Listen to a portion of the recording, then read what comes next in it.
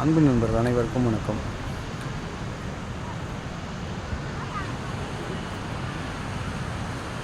ஆனி மாதம் குருவாரம் பௌர்ணமி திருச்செந்தூர் கரையோரத்தில் இரவு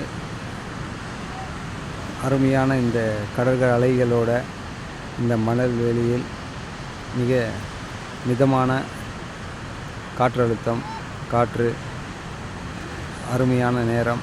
இங்கு நாம் உறங்கும்போதும் நல்ல பாசிட்டிவாக நாம் பேசும்போது நம் வாழ்க்கை மிக பெரிய அளவில் மாற்றம் ஏற்படுகின்றது.